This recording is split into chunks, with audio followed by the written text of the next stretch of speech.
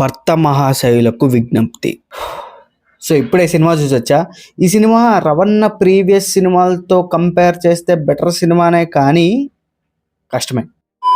ఇప్పుడు కొంచెం డీటెయిల్గా మాట్లాడుకుందాం.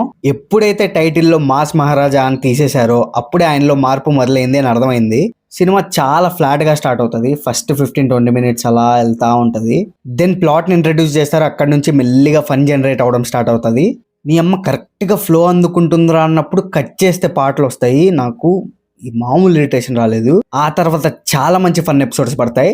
టెంప్లెట్ రొటీన్ అయినా బట్ రవణ ఇలాంటి గ్రౌండెడ్ క్యారెక్టర్ చేయడం కొంచెం బాగా అనిపించింది. ఫస్ట్ హాఫ్ లో ఒక్క ఫైట్ కూడా లేదంటే మీరు ఆలోచించవచ్చు. ఇంకా ఓవరాల్ గా డీసెంట్ ఫస్ట్ హాఫ్. ఇంకా సెకండ్ హాఫ్ ఇక్కడ మొదలవుద్ది రచ్చ.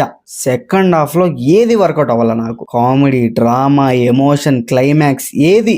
ఫస్ట్ హాఫ్ బాగానే తీశారు కదా సార్, సెకండ్ హాఫ్ ఎందుకు ఇంత ఫ్లాట్ గా తీశారు? నిద్ర వచ్చింది నాకైతే ఒక టైంలో. సెకండ్ హాఫ్ కంప్లీట్లీ ఫెయిల్ అయింది. ఓవరాల్ గా good first half and bad second half తో భర్త మహాశయులకు విజ్ఞప్తి ఒక సోసో ఎంటర్టైనర్.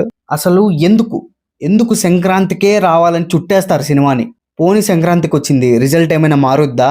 కొంచెం టైం తీసుకుని మంచి ప్రోడక్ట్ ఇస్తే ఎప్పుడైనా ఆడుద్ది కదా. థియేటర్స్ లేక, షోస్ లేక ఇంత ఇబ్బందిలో రావాల్సినంత అవసరం ఏముంది?